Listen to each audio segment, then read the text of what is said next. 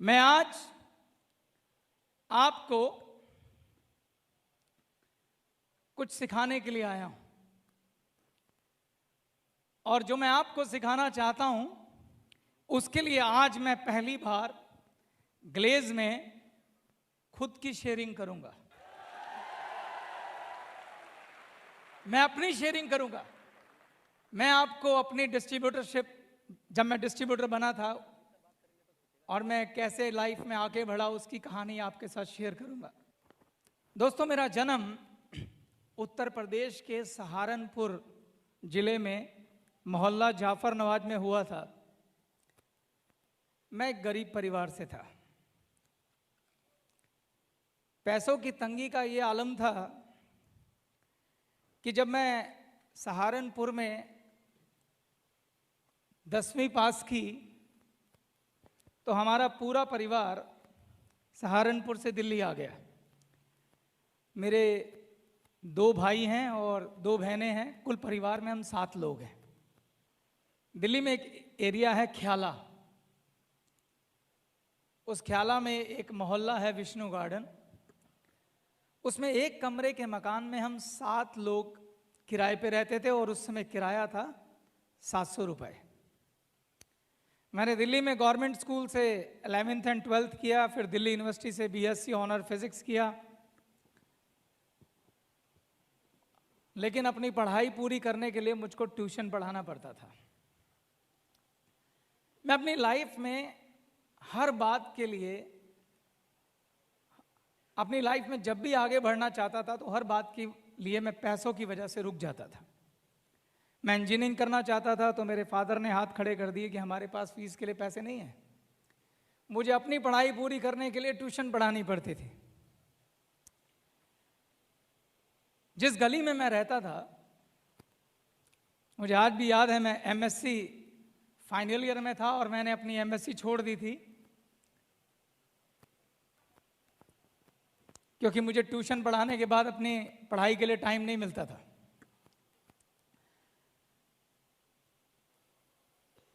मेरी गली में ही मेरा एक दोस्त रहता था, बहुत प्यारा दोस्त, बहुत अच्छा दोस्त था।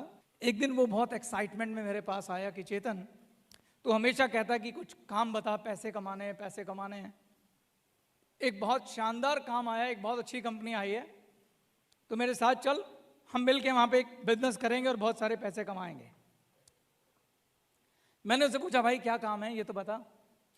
कहता वो नहीं बताऊंगा, तो मेरे साथ चल, मेरे बड़े भैया भी वहाँ पे कर रहे हैं, वहाँ चल के करेंगे। मैंने काफ़ी पूछा मगर उसने नहीं बताया। फाइनली मैं उसके साथ गया। मैंने बिजनेस प्रेजेंटेशन देखी। बिजनेस प्रेजेंटेशन देखने के बाद मैं सुपर डुपर पॉजिटिव था। मुझे ऐसे लगा कि जैसे अंधेरे में कोई हल्की सी रोशनी मिल गई। मैं इतना एक्साइटेड था, इतना एक्साइटेड, मुझे लगा ये काम मेरे लिए बना है, मैं इसको करके दिनों दिन, रातों रात सक्सेसफुल हो जाऊंगा। मैंने बड़ी मुश्किल से पैसे अरेंज किए और पैसे अरेंज करके ज्वाइन कर लिया।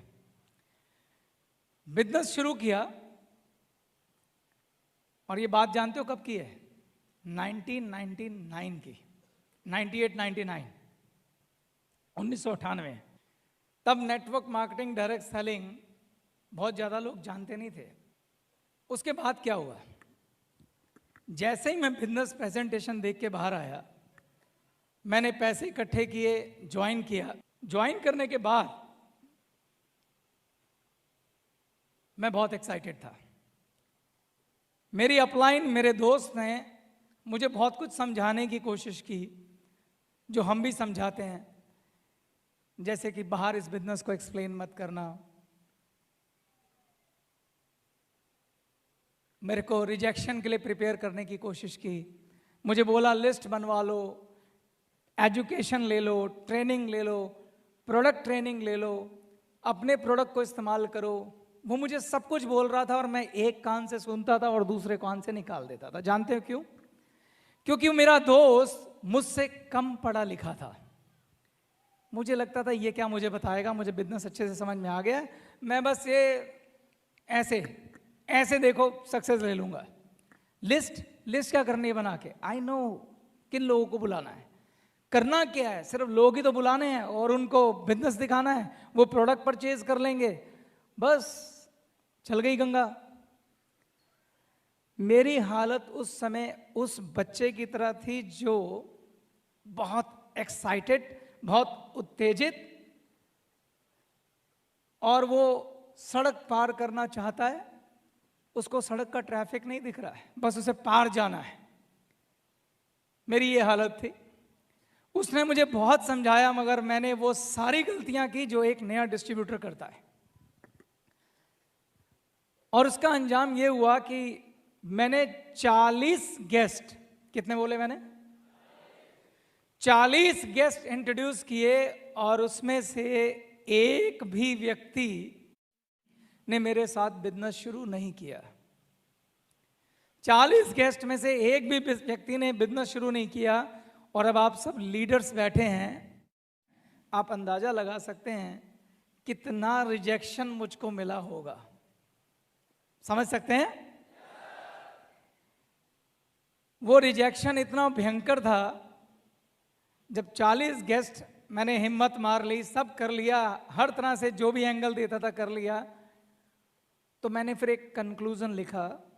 वो कंक्लूजन ये था कि ये बिजनेस सिर्फ उन लोगों के लिए है जो भाग्यशाली होते हैं। ये बिजनेस में भगवान जिनका साथ देता है, उनके कुछ गेस्ट क्लिक कर जाते हैं और वो अचानक चल जाते हैं और वो सक्सेसफुल हो जाते हैं। मैं वो भाग्यशाली नहीं हूं, इसलिए मुझे ये काम छोड़ देना चाहिए। और मैंने उस दिन ये तय कर लिया कि मैं अब ये काम नहीं करूंगा। भला हो मेरी अपलाइन का, जब मैं घर बैठ गया तो वो एक दिन मेरे घर आया और उसने मुझे सिर्फ एक बात बोली कि मैंने तुझे कहा एजुकेशन करने चला जा, तू नहीं गया। मैंने तुझे बोला ट्रेनिंग कर ले, तूने नहीं की। मैंने तुझे कहा लिस्ट बना ले, तूने नहीं बनाई। तूने अपने मन की। ये बिजनेस छोड़ने की ऑप्शन तेरे पास हमेशा खुली है, कोई नहीं रोक सकता। लेकिन एक बार मेरे कहने पे वो सब कर ले जो मैं कहता हूं, उसके बाद अगर सक्सेस ना मिले तो छोड़ देना। मुझे उसकी बात थोड़ी लॉजिकल लगी। मैंने कहा बोल कहां चलना है। उस दिन वो मुझको मेरा हाथ पकड़कर एक मीटिंग में लेके गया। वो मीटिंग हमारी ईडी अपलाइन के घर में एक मीटिंग थी जो वहां रोज होती थी। वहां लगभग 15-16 लोग थे। मुझे आज भी याद है क्योंकि वो मेरे जीवन का टर्निंग पॉइंट था। जब मैं उस मीटिंग में पहुंचा तो मैंने देखा कि वहां 15-16 लोग हैं और सबके सब एनर्जेटिक, एक्साइटेड, मोटिवेटेड, सब में मानो आग भरी हुई है, पॉजिटिव ऊर्जा। वो एक ऐसा माहौल था जो मैंने अपनी लाइफ में कभी देखा नहीं था। वहां पे पीडी भी थे, वहां सीडी भी थे मेरे जैसे। उस दिन वहां पे 2 पीढ़ी का प्रमोशन हुआ था। वो दोनों पीढ़ी अपने अनुभव शेयर कर रहे थे। मैंने क्या कह के लोगों को बुलाया, किस तरह से उन्होंने ज्वाइन किया, और जो लोग ज्वाइन किए थे वो भी वहां पे थे। जब मैंने वो सारे अनुभव सुने तो मेरे में एक नई ऊर्जा आई। उस दिन वहां पे हमारी एसडी अपलाइन भी अपना लेक्चर देने आई हुई थी। उस दिन मुझे 16 नए दोस्त मिले। उन 16 लोगों ने मेरा इतना अच्छा वेलकम किया, मुझे लगा ही नहीं, मुझे लगा मैं इनको बरसों से जानता हूं। इतना प्यार मिला, इतनी ऊर्जा मिली। वो हर कोई मुझे अपने तरह से सिखाने की कोशिश कर रहा था। क्या हुआ, कोई बात नहीं, ये गलती रह गई, वो गलती रह गई। उसके बाद मैं लगातार 5-6 दिन उस जगह पर अपनी अपलाइन के साथ गया। वहां पे सबसे पहले हमें प्रोडक्ट ट्रेनिंग दी गई। एक एक प्रोडक्ट के बारे में सिखाया गया। पहली बार मैं समझा कि हमारे प्रोडक्ट में कितनी जान है। मुझे अपने प्रोडक्ट पे कॉन्फिडेंस आया। दूसरी शिक्षा हमें दी गई कि अपने प्रोडक्ट को इस्तेमाल करो। उसके बाद वहीं पर बिठाकर एक वर्कशॉप हुई जिसमें मेरी लिस्ट बनवाई गई। पहली बार मैं समझा कि मेरी लिस्ट में 500-600 लोग हैं।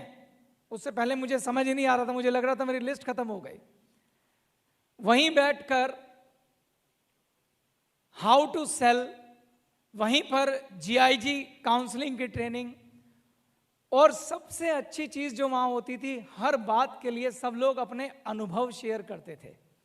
जो PD बना था वो बताता था मैंने कैसे अप्रोच किया, जो PD बना था वो बताता था कि मेरी रिटेल शॉप कैसे चलती है, मैं कैसे लोगों को प्रोडक्ट बेचता हूं। वहां लोग अपने अनुभव शेयर करते थे कि मैंने काउंसलिंग की, गेस्ट के ये सवाल थे और उनके मैंने ये आंसर दिए। हर बात के लिए वहां अनुभव शेयर किए जाते थे।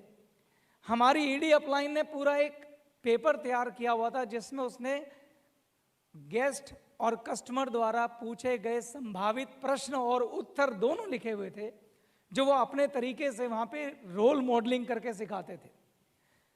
मुश्किल से 7 या 8 दिन में मुझे एक एक बात समझ में आ गई कि मैंने क्या क्या क्या क्या गलतियां की है।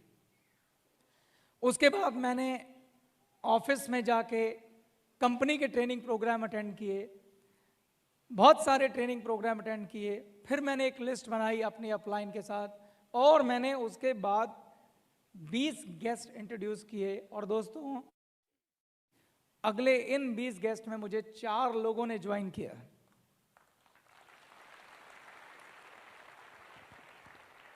और उन 4 में से 2 आज भी यहां बैठे हैं।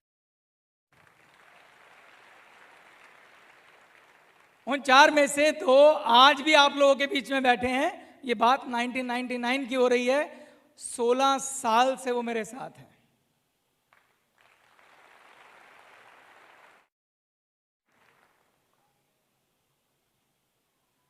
उसके बाद